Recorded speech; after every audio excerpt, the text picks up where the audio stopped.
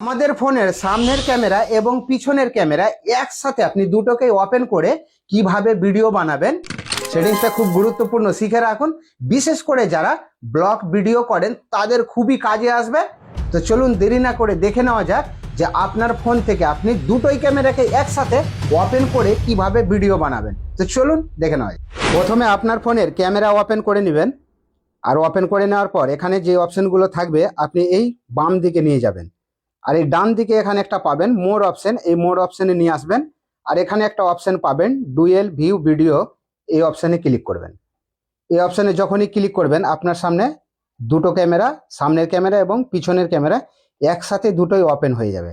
এখন যদি আপনি পিছনের ক্যামেরাটাকে ওপরের দিকে করতে চান, পিছনের ক্যামেরা ওপরের দিকে করতে চান আর সামনের ক্যামেরাটা নিচে করতে চান, তাহলে এখানে আপনি দুবার টাচ করবেন, তাহলে সামনের ক্যামেরা নিচে চলে আসবে আর পিছনের ক্যামেরাটা ওপরের দিকে চলে যাবে।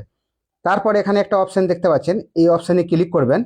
আর এখানে মাঝখানে একটা অপশন দেখতে পাচ্ছেন, এই মাঝখানে অপশন যদি আপনি ক্লিক করে দেন তাহলে দেখুন যে আপনার পিছনের ক্যামেরাটা ছোট হয়ে গেছে আর সামনের ক্যামেরাটা বড় হয়ে গেছে। সামনের ক্যামেরাটাকে যদি ছোট করতে চান তাহলে এখানে আপনি দুবার টাচ করবেন, সামনের ক্যামেরা ছোট হয়ে যাবে আর পিছনের ক্যামেরা বড় হয়ে যাবে।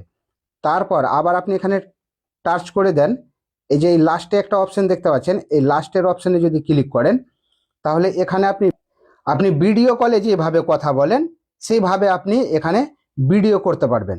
এখন যদি আপনি সামনের ক্যামেরাটাকে বড় করতে চান তাহলে এখানে দুবার টাচ করলে সামনের ক্যামেরা বড় হয়ে যাবে, পিছনের ক্যামেরাটা ছোট হয়ে যাবে।